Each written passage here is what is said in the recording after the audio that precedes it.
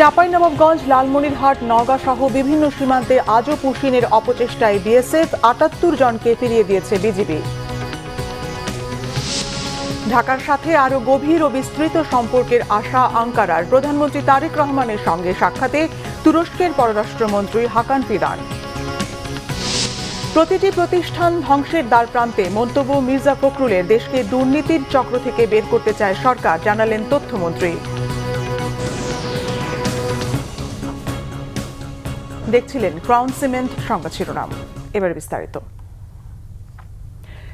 লালমনিরহাট, চাঁপাইনবাবগঞ্জ ও নওগাঁ সীমান্তের শূন্য রেখা থেকে মোট ৭৮ জনকে ভারতের অভ্যন্তরে ফিরিয়ে নিয়েছে বিএসএফ। অন্যদিকে পঞ্চগড় সীমান্তের শূন্য রেখায় এখনও অবস্থান করছে নারী, শিশুসহ ১০ জন।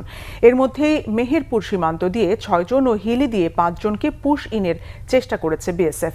বিভিন্ন সীমান্তে সতর্ক অবস্থানে রয়েছে বিজিবি। প্রতিনিধিদের পাঠানো তথ্য ও ছবিতে আরও জানাচ্ছেন সিরাজুম মনির শুভ। লালমনিরহাটের ৩টি সীমান্ত দিয়ে নারী পুরুষ সহ ৩৩ জনকে বাংলাদেশে পুশিনের চেষ্টার পর দুই সীমান্তে অবস্থানরতদের সরিয়ে নিয়েছে ভারতীয় কর্তৃপক্ষ। হাতীবান্ধা ও আদিতমারি সীমান্তে অবস্থানরত ব্যক্তিদের ভারতের অভ্যন্তরে ফিরিয়ে নেওয়া হলেও পাটগ্রাম সীমান্তে এখনও কয়েকজন শূন্যরেখা সংলগ্ন এলাকায় অবস্থান করছেন। এ অবস্থায় পুরো সীমান্ত জুড়ে সর্বোচ্চ সতর্ক অবস্থানে রয়েছে বর্ডার গার্ড বাংলাদেশ। চাঁপাইনবাবগঞ্জের গোমস্তাপুরের বাঙাবাড়ি সীমান্ত দিয়ে পুশিনের চেষ্টা করা ২৮ জনকেও ভারতের অভ্যন্তরে ফিরিয়ে নেওয়া হয়েছে বলে জানিয়েছে বিজিবি। পরিস্থিতির গুরুত্ব বিবেচনায় সীমান্তে যে কোনো ধরনের অবৈধ অনুপ্রবেশ বা পুশিনের চেষ্টা প্রতিহত করতে বিজিবি সর্বোচ্চ সতর্ক অবস্থানে রয়েছে বলেও জানানো হয়েছে। এছাড়াও নওগাঁর সাপাহার সীমান্ত এলাকায় নারী, পুরুষ, শিশুসহ ১৭ জনকে বাংলাদেশে পুশিনের চেষ্টা ব্যর্থ হয়েছে। সীমান্তে বিজিবির কঠোর অবস্থানের কারণে ভারতীয় সীমান্তরক্ষী বাহিনী তাদের ফিরিয়ে নিতে বাধ্য হয়েছে।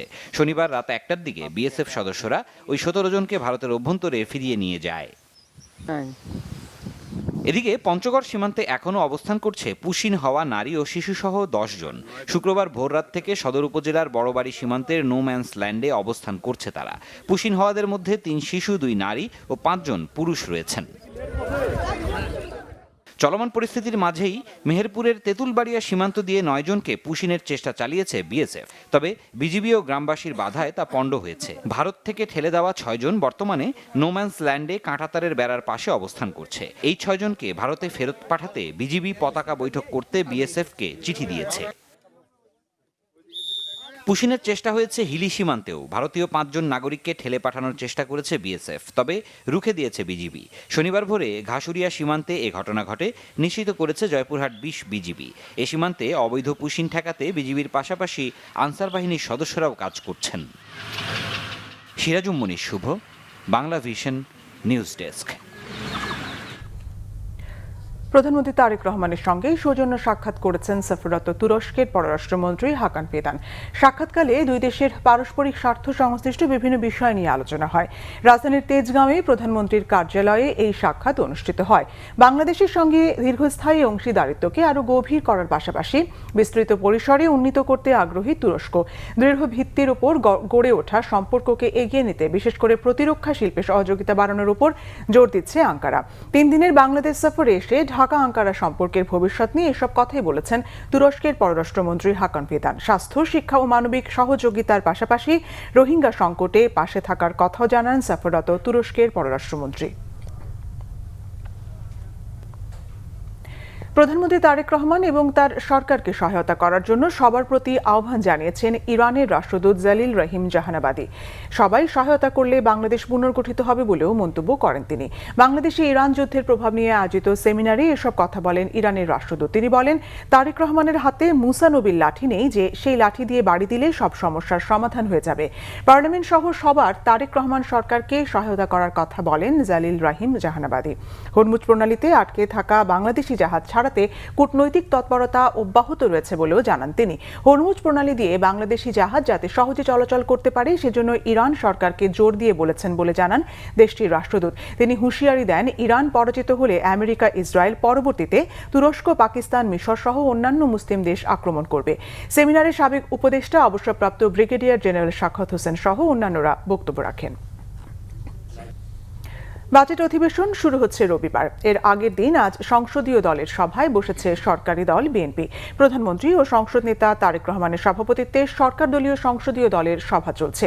বিকেল 3:30টায় সংসদ ভবনের 9ম তলায় সরকারি দলের সভাকক্ষে এই সভা শুরু হয়।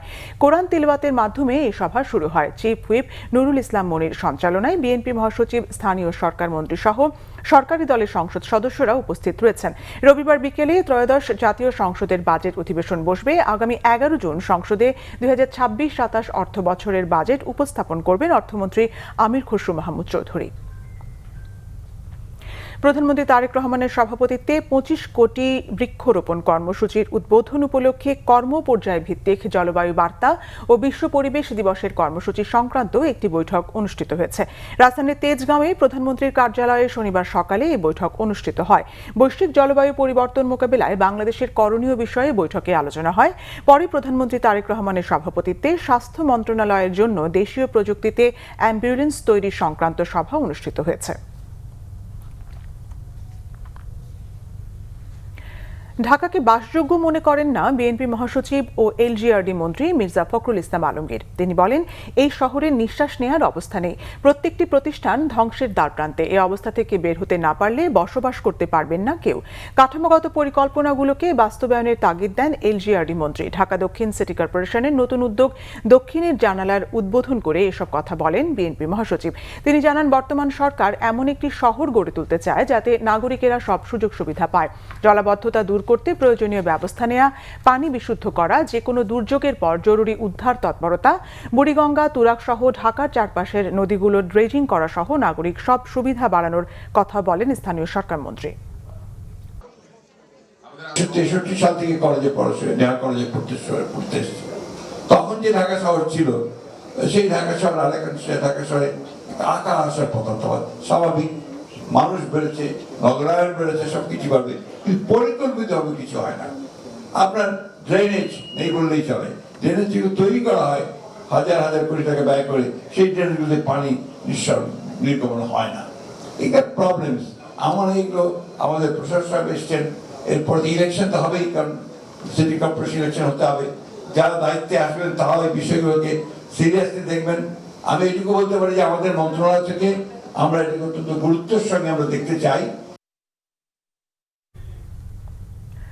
দুর্নীতির চক্র থেকে দেশকে বের করে আনার পাশাপাশি রাষ্ট্র পরিচালনায় স্বচ্ছতা প্রতিষ্ঠায় কাজ করছে সরকার, জানিয়েছেন তথ্য ও সম্প্রচার মন্ত্রী জহিরুদ্দিন স্বপন।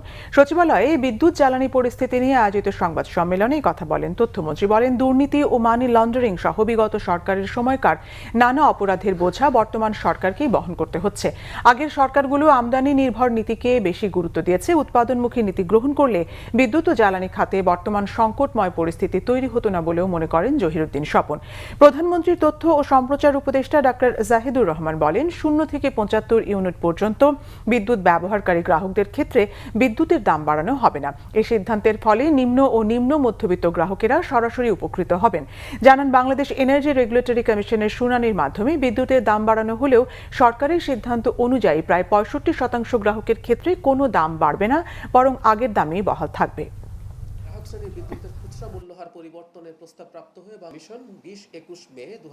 প্রায় 1 দশক 1.5 দশক যাবৎ হয়েছে লুটপাটের। আপনারাই তো গণমাধ্যম ছিলেন এবং সেখানে জবাবদিহিতা কতটুকু তাদের কাছ থেকে পেয়েছেন, এবং আপনাদের মতো এরকম দক্ষ গণমাধ্যমের সামনে দিয়েই কিন্তু এই কাজগুলি ঘটেছে। আজকে যে বিদ্যুৎ পরিস্থিতির পরে দাঁড়িয়ে আছি, এবং আপনারা নিশ্চয়ই বোঝেন যে এত দীর্ঘ দুর্নীতির যে একটা চক্র, বিশেষ করে বিদ্যুৎ এবং জ্বালানিকে ঘিরে, আবার সেখান থেকে বের হয়ে আসাটা কি পরিমাণ সময় লাগতে পারে আপনারা নিশ্চয়ই বোঝেন। প্রথম কথা হচ্ছে আমাদের দেশে জ্বালানি, আপনারা খেয়াল করেছেন আমরা অফশোর মানে গ্যাস উত্তোলনের জন্য অলরেডি কাজ শুরু করেছি। আমাদের অনশোর যা আছে সেটা করব। একটা কথা মনে রাখতে হবে, পৃথিবীর জ্বালানি আমরা যদি নিজের উপরে মোরলেস ডিপেন্ডেন্ট হয়ে পড়তে না পারি, যদি না পারি সেটা করতে, আমাদের জ্বালানি নিরাপত্তায় ঝুঁকি আছে। আচ্ছা, লিকুইড আমরা যতই গ্যাস তুলি 6 নবজাতকের মৃত্যুর ঘটনায় দেয়া শো কজের জবাব না পেলে আইন অনুযায়ী আদ্দিন হাসপাতালের বিরুদ্ধে ব্যবস্থা নেওয়া হবে বলে জানিয়েছেন স্বাস্থ্যমন্ত্রী সরদার মোহাম্মদ সাখাওয়াত হোসেন। দুপুরে নিজ বাসভবনে সাংবাদিকদের একথা জানান তিনি। আদ্দিন হাসপাতালের সার্বিক পরিস্থিতি নিয়ে প্রধানমন্ত্রী অবহিত রয়েছেন বলেও জানান স্বাস্থ্যমন্ত্রী। এ সময় মন্ত্রী বলেন, রাজউক, পরিবেশ অধিদপ্তর এবং ফায়ার সার্ভিস যার যার অবস্থান থেকে আদ্দিন হাসপাতালের বিষয়ে ব্যবস্থা নেবে। সরকার বিদ্যুৎ চালিত অ্যাম্বুলেন্স দেশেই তৈরির পরিকল্পনা করছে বলেও জানান স্বাস্থ্যমন্ত্রী সরদার মোহাম্মদ সাখাওয়াত হোসেন। আমরা আইনানুগভাবে সকল দিক বিবেচনা করে গতকাল বিকালে তাদের অফিসে আমরা নোটিশটা নিয়েছি এবং তাদের হাতেও নোটিশ পৌঁছিয়েছি। আগামীকাল রবিবার বিকালের মধ্যে এরা উত্তর দিতে হবে কেন তাদের লাইসেন্স বাতিল করা হবে না। আমরা যদি সেই উত্তরে তাদের সন্তুষ্টজনক না হই, আমরা আইনানুগভাবে যতটুকুন পর্যন্ত যাওয়া দরকার আমরা ততটুকুন পর্যন্ত শাস্তির বিধান জনস্বার্থে, মানুষের জীবনের স্বার্থে আমরা নিশ্চিত করব। এদিকে 6 শিশু মৃত্যুর ঘটনায় রাজধানীর আদ্দিন হাসপাতালের লাইসেন্স বাতিল করার জন্য সরকার যে নোটিশ পাঠিয়েছে তা বেআইনি বলে জানিয়েছেন আইনজীবী শিশির মনির। স্বাস্থ্য মন্ত্রণালয়ের এমন নোটিশের বিরুদ্ধে আইনি পদক্ষেপ নেওয়ার কথাও জানিয়েছেন তিনি। রাজধানীর আদ্দিন হাসপাতালে 6 নবজাতক মৃত্যুর পর সরকারের নেওয়া পদক্ষেপের বিষয়ে সংবাদ সম্মেলনে আসেন আইনজীবী শিশির মনির। এ সময় তার সঙ্গে ছিলেন হাসপাতাল কর্তৃপক্ষ ও ভুক্তভোগীর পরিবারের সদস্যরা। স্বপ্রণোদিত হয়ে এই সংবাদ সম্মেলনের আয়োজনের কথা জানান শিশির মনির। জানান, 6 নবজাতক মৃত্যুর ঘটনায় পরিবারের দায়ভার নিয়েছে হাসপাতাল কর্তৃপক্ষ। দায়ীদের দৃষ্টান্তমূলক শাস্তি দাবি করলেও হাসপাতাল বন্ধ করে দেওয়ার পক্ষে নয় ভুক্তভোগী পরিবারগুলো। সাংবাদিক মারধরের ঘটনায় দুঃখ প্রকাশ করে হাসপাতাল কর্তৃপক্ষ। জিয়াউর রহমান নয়, স্বাধীনতার পরবর্তী সময়ে দেশকে শান্ত রাখতে শেখ মুজিবুর রহমান স্বাধীনতা বিরোধীদের ক্ষমা করেছিলেন বলে মন্তব্য করেছেন মুক্তিযুদ্ধ বিষয়ক মন্ত্রী আহমেদ আজম খান। শনিবার দুপুরে মগবাজারে শহীদ প্রেসিডেন্ট জিয়াউর রহমানের 45তম শাহাদাত বার্ষিকী উপলক্ষে বাংলাদেশ মুক্তিযোদ্ধা সংসদ কেন্দ্রীয় কমান্ড কাউন্সিল আয়োজিত আলোচনা সভায় কথা বলেন তিনি। জানান, সংবিধানের ৫ম সংশোধনীর মাধ্যমে ৭৫ পরবর্তী সময়ে আওয়ামী লীগ সহ সকল রাজনৈতিক দলের রাজনীতি করার পথ সুগম করেছিলেন জিয়াউর রহমান। এছাড়া বর্তমান সরকারকে অস্থিতিশীল করতে স্বাধীনতা বিরোধী শক্তির ষড়যন্ত্র অব্যাহত রয়েছে উল্লেখ করে সকলকে সচেতন ও সতর্ক থাকার আহ্বান জানান মন্ত্রী। কুমিল্লা ও নারায়ণগঞ্জে সড়ক দুর্ঘটনায় ৩ জন নিহত হয়েছেন। পুলিশ ও স্থানীয়রা জানান, সকালে কুমিল্লার ১৪ গ্রামের ছুবুয়া এলাকায় একটি মোটরসাইকেল নিয়ন্ত্রণ হারিয়ে বাসের পেছনে ধাক্কা দেয়। এতে ঘটনাস্থলে 2 মোটরসাইকেল আরোহী নিহত হয়। তাৎক্ষণিকভাবে তাদের পরিচয় জানা যায়নি। মিয়াবাজার হাইওয়ে থানার ওসি রুহুল আমিন বিষয়টি নিশ্চিত করে জানান, ফেনী থেকে কুমিল্লা অভিমুখী মদিনা পরিবহন বাসের পেছনে মোটরসাইকেলটি ধাক্কা দেওয়ায় এই দুর্ঘটনা হয়েছে। এদিকে নারায়ণগঞ্জের সোনারগাঁওয়ে কাভার্ড ভ্যান নিয়ন্ত্রণ হারিয়ে উল্টে যাওয়ায় চালক নিহত হয়েছেন। সকাল 8টার দিকে উপজেলার পিরোজপুর ইউনিয়নের নয়াগাঁও এলাকায় এই দুর্ঘটনা ঘটে। সিলেট এমএজি ওসমানী আন্তর্জাতিক বিমানবন্দর সম্প্রসারণ প্রকল্পের জন্য 2020 সালে ভূমি অধিগ্রহণের নোটিশ দেওয়া হলেও 6 বছরেও ক্ষতিপূরণ পাননি 3.5 শতাধিক পরিবার। অভিযোগ উঠেছে, প্রকল্পের অ্যালাইনমেন্ট 11 বার পরিবর্তনের কারণেই তৈরি হয়েছে দীর্ঘসূত্রিতা। সিলেট থেকে সহকর্মী দীপু সিদ্দিকীর রিপোর্ট, ক্যামেরায় ছিলেন মোহাম্মদ আজমল আলী। সিলেট সদর উপজেলার খাদিমনগর ইউনিয়নের ওসমানী আন্তর্জাতিক বিমানবন্দর সংলগ্ন কয়েকটি গ্রামের প্রায় 153 একর ভূমি অধিগ্রহণের আওতায় আনা হয়, কিন্তু ক্ষতিপূরণ না পাওয়ায় চরম অনিশ্চয়তায় দিন কাটছে স্থানীয়দের। 2020 সালের নোটিশের পর থেকে অধিগ্রহণ প্রস্তাবিত এলাকায় ঘরবাড়ি মেরামত বা নতুন কোনো উন্নয়ন করা যাচ্ছে না। শিলাবৃষ্টিতে অনেক ঘর ক্ষতিগ্রস্ত হলেও সংস্কার করা যায়নি। এছাড়া ভূমির খাজনা পরিশোধ কিংবা জমি বেচাকেনা বন্ধ থাকায় বিপাকে পড়েছেন তারা। 2020 সালে জায়গাটা আমরা অধিগ্রহণ করা হয়েছে, 4,000 নোটিশ আমরা করা হয়েছে, কিন্তু আজ পর্যন্ত আমরা এর কোনো ফলাফল হইলাম। আমরা বাংলাদেশের নাগরিক হিসাবে আমরা যে যতটুকু প্রাপ্য হক, আমরা যতটুকু সেবা পাইতাম, এই সেবাটা কি আমরা বঞ্চিত। 45 দিনের ভিতরে যদি আমাদের এই কার্যক্রম আমরা টাকা পয়সা দিয়া শেষ না করুন, আমরা 45 দিনের দিন 46 দিনের দিন আমরা উসমানী আন্তর্জাতিক বিমানবন্দর রোড আমরা ব্লক করব। ভুক্তভোগীরা অভিযোগ করেন, 6 বছরে জমির দাম বেড়েছে কয়েক গুণ। 2020 সালের দরে ক্ষতিপূরণ দিলে ক্ষতিগ্রস্তরা নতুন করে কোথাও পুনর্বাসিত হতে পারবে না। 20 সালের রেটে যদি দেয়া হয়, আমাদের যে ঘর দুয়ার জমি যাবে, এই টাকা দিয়ে তো আমরা আদৌ কিনতে পারবো না, তাহলে আমরা কই যাব? এখন সরকার যদি আমাদের বিরুদ্ধে যায়, আমরা আর যাওয়ার কোনো জায়গা আছে? স্থানীয় জনপ্রতিনিধিরা বলছেন, আমলাতান্ত্রিক জটিলতায় মানুষ চরম ভোগান্তিতে পড়েছে। নাগরিক সেবা পাচ্ছেন না অধিগ্রহণ ঘোষিত এলাকার লোকজন। 2020 সাল থেকে এই 3 ওয়ার্ডে অধিগ্রহণকৃত জায়গাতে আমরা কোনো উন্নয়ন প্রকল্প দিতে পারছি না, কোনো রাস্তাঘাট করতে পারতেছি না, অথচ এরা এই ইউনিয়নের স্থায়ী নাগরিক, কিন্তু ওদেরকে আমরা ইউনিয়নের সেবা দিতে পারছি না। বর্তমান বাজার দর অনুযায়ী ক্ষতিপূরণ নিশ্চিতের সুপারিশ জনপ্রতিনিধিদের।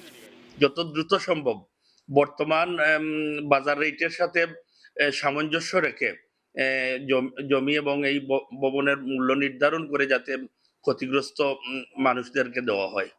বিষয়টি দ্রুত সমাধানের চেষ্টা চলছে বলে জানিয়েছেন জেলা প্রশাসক। এটা আমরা কাজ শুরু করতে এক্সপ্লোর করছি। আমরা আসলে যদি লাস্ট পয়েন্টে অ্যামেন্ডমেন্ট তারা দিয়েছি আর সিভিল কর্তৃপক্ষ, এটা না দিলে হয়তো কাজটা এগিয়ে যেত। আমরা আশা করছি আগামী কয়েক মাসের মধ্যে এটা আসবে।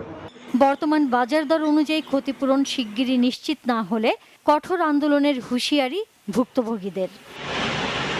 Bangla vision news desk. ডেঙ্গুর প্রাদুর্ভাব প্রতিরোধে দেশের বিভিন্ন জায়গায় মশক নিধন ও পরিষ্কার পরিচ্ছন্নতা অভিযান শুরু হয়েছে। বিস্তারিত ডেস্ক রিপোর্টে। ডেঙ্গু প্রতিরোধে গাজীপুর জেলা প্রশাসন, city corporation, civil surgeon office এবং শহীদ তাজউদ্দিন আহমেদ মেডিকেল কলেজ ও হাসপাতালের যৌথ উদ্যোগে জনসচেতনতামূলক শোভাযাত্রা হয়েছে গাজীপুরে।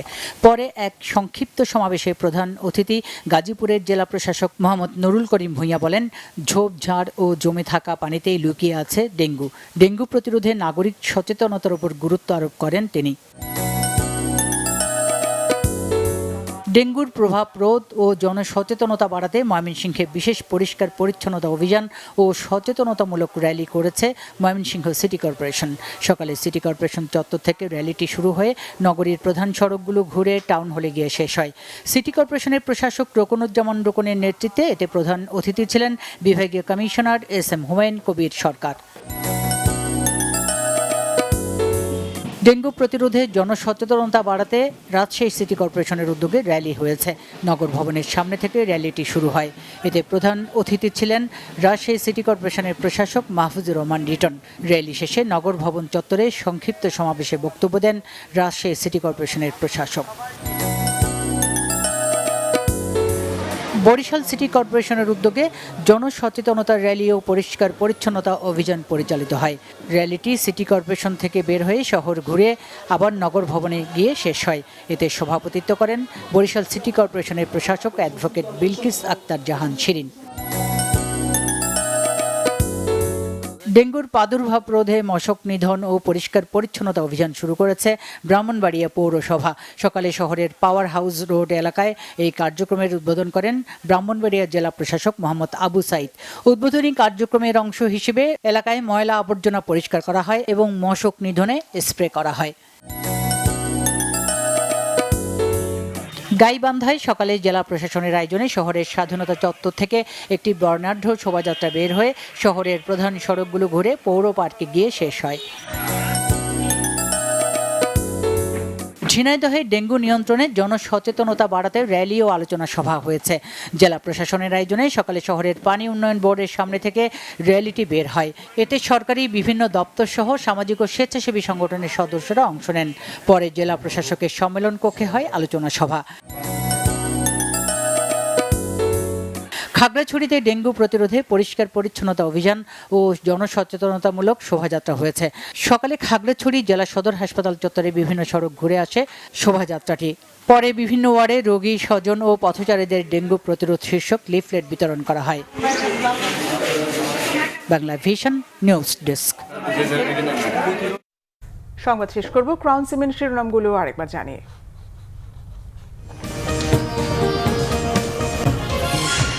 চাঁপাইনবাবগঞ্জ, লালমনিরহাট, নওগাঁ সহ বিভিন্ন সীমান্তে আজও পুশিনের অপচেষ্টায় বিএসএফ ৭৮ জনকে ফিরিয়ে দিয়েছে বিজিবি। ঢাকার সাথে আরো গভীর ও বিস্তৃত সম্পর্কের আশা আঙ্কারার। প্রধানমন্ত্রী তারেক রহমানের সঙ্গে সাক্ষাতে তুরস্কের পররাষ্ট্রমন্ত্রী হাকান ফিদান। প্রতিটি প্রতিষ্ঠান ধ্বংসের দ্বারপ্রান্তে, মন্তব্য মির্জা ফখরুলের। দেশকে দুর্নীতির চক্র থেকে বের করতে চায় সরকার, জানালেন তথ্যমন্ত্রী। এই ছিল এখনকার মতো। পরের সংবাদ সন্ধ্যা 7:30টায় দেখার আমন্ত্রণ রইল। এতক্ষণ সঙ্গে থাকায় ধন্যবাদ।